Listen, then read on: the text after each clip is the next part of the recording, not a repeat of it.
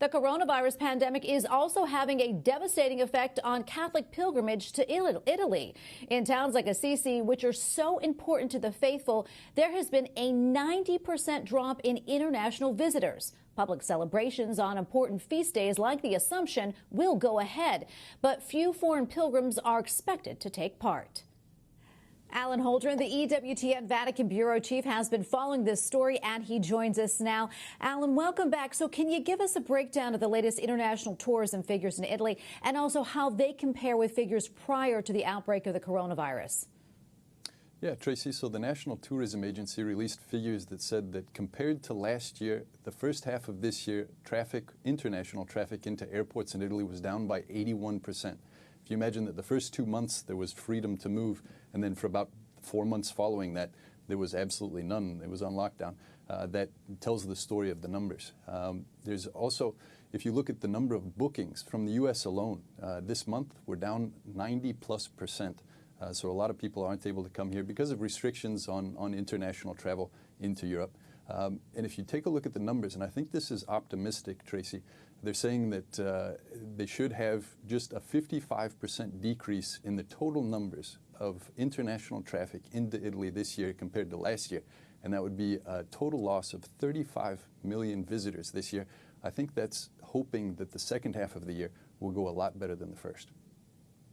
Alan, how has the decline in international pilgrims to Italy affected the local economy of places like Assisi and Rome? Yeah, well, we see it around us here in the neighborhood around St. Peter's Basilica.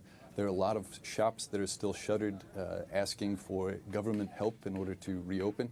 There is a recovery fund that's been financed by the European Union that's yet to get really started. It's in Assisi, it was the same sort of thing. A lot of places that are just biding their time, waiting for better times. A lot of Italians that are taking to the streets, though, and that's actually the only language I heard in the streets of Assisi. I know that you've recently visited the pilgrim site, which claims to have the veil of Veronica used to wipe Jesus' face during his passion. What was the atmosphere like there at the shrine of the Holy Face of Anapella?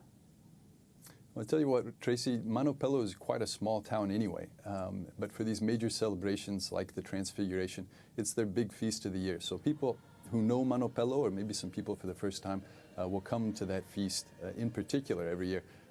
This year it was mainly a local celebration. There were probably 95, 90, more than that percent of the people were local residents who were used to having a fair and stands and fireworks all around throughout the evening of the August the 6th feast.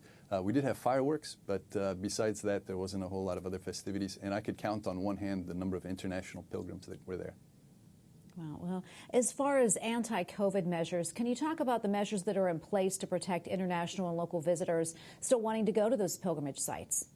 Yeah, so Tracy, it's the same as going to churches here in Italy anywhere. We've got the social distancing measures. You've got to wash your hands with the hand sanitizer when you go in.